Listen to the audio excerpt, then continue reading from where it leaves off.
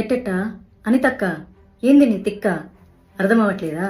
ఓసారి ఈ వీడియో చూడండి.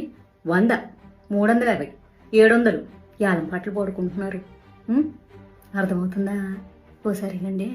ఒకేలా కావాలనుకోండి ఎన్ని రోజులు మైక్ పెడతారో చూసుకుని దానికి ఒక 100 రూపీస్. హైట్ ని బట్టి height above 3 feet to 6 feet అనుకోండి, దానికి ఏంటంటే ఈకో ఫ్రెండ్లీ 350 రూపీస్.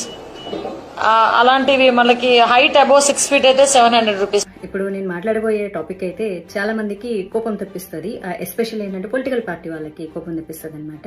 అందులోనూ ఆంధ్రప్రదేశ్లో ఉన్నటువంటి పొలిటికల్ పార్టీ. ఇప్పుడు మన హోమ్ మినిస్టర్ గారు అనిత గారు మాట్లాడారనమాట.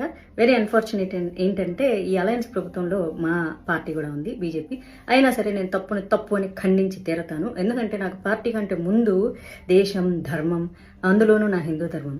నా తెలియగలుగుతాను, ప్రతి వాళ్ళకి హిందూ పండుగల మీద పడి ఏడవడమే తప్ప ఇంకా వేరే పని లేదా? ఏమ్మా అనిత గారు, ఏంటమ్మా పాటలు గణేష్ మండపాలలో పెడితే 100 రూపాయల, అడుగు అడుగుకి 350 రూపాయల ఎకో ఫ్రెండ్లీ గణేషకి. ఓ పని చేయండి. మామూలుగా మనకి చాలా మంది చనిపోతూ ఉంటారు రోజుకి, వాళ్ళ మీద అంతో కొంత చిల్లర చల్లుతూ ఉంటారు.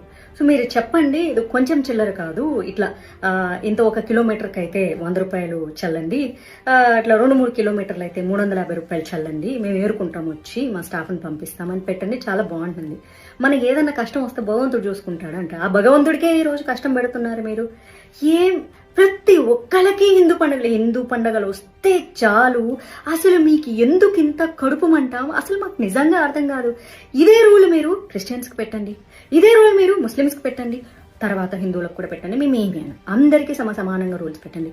రోజుకి 5 సార్లు నమాజ్ చేస్తూ ఉంటారు కదా, వాళ్ళకి ఎప్పుడన్నా రూల్స్ పెడతారా?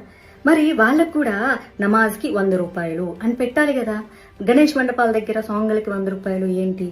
లేకపోతే క్రిస్టియన్స్ అర్ధరాత్రులు కూడా పెడుతూ ఉంటారు కదా. నేను ఎవరిని కించపరచట్లేదు, ఇక్కడ గుర్తుపెట్టుకోవాలి. పొలో మనం తిట్టడానికి రెడీ అయిపోతుంటారులే కానీ ఆయన భగవంతుడికి బోల్డని కష్టాలు వచ్చాయంట, బోడి మాధవిలత కష్టాలు వస్తే ఏంటి, మీరు తిడితే ఏంటి, నాకేం మరి. వాళ్ళకు సేమ్ రూల్స్ అప్లై చేసి మాకు కూడా సేమ్ రూల్స్ అప్లై చేయండి. మేము వేస్తాం, చిల్లర వేస్తాం.